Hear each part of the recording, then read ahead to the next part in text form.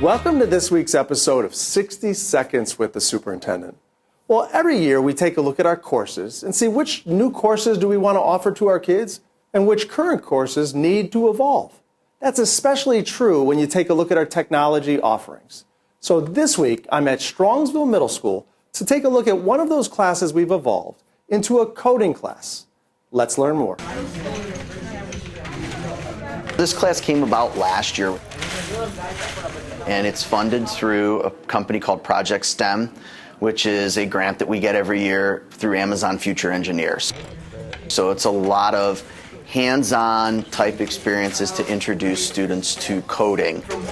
We wanted a program where students could get kind of their feet wet in it and see if that's something they want to explore as they get older and down the road. Turn right, turn right. There's a lot of real-world application in this class. For example, like a maze that kids coded with Legos. It's entry-level and basic, but it teaches students steps of how you have to write code. Okay. Kids that type into a document, type into a spreadsheet, all of that comes from code. So to have students with the opportunity to understand, hey, I use a computer, I use a cell phone, I use all these things. Code is how those things run. Good. You know, it's a little frustrating when you do something and you're like, why is this not working, right? And to stick with it and debug it is super important because that's how you fix problems. That's what's great about groups. Everybody thinks differently.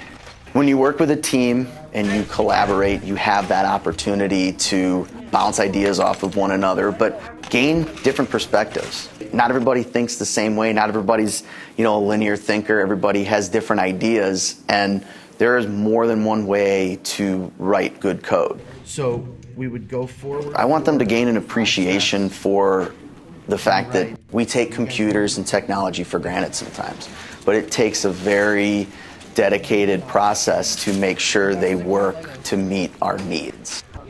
We don't expect everybody to be Bill Gates or Mark Zuckerberg walking out of here, but laying that foundation to where they can explore it more on their own and take some classes in high school and maybe pursue a career in it.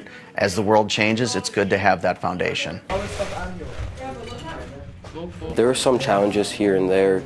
Well, working with other people I feel like is better than tackling something on your own, because when I do that, it helps me look at it from different perspectives, and if I'm set on this way but I get it wrong, they can help me see how I did it wrong and help me get it right. It was really interesting doing the Legos. I knew coding was kind of difficult, but I didn't realize that you could represent it with Legos, and it kind of made me realize oh, this is cool. Coding, maybe it's not that bad, because my dad really wanted me to take it. Well, in a coding class, the content is meaningful, the materials are engaging, but where the power lies is the ability to align that content with the skills we're developing in our students to be collaborative, resilient problem solvers. As always, thanks for watching, and go make it a great Mustang week.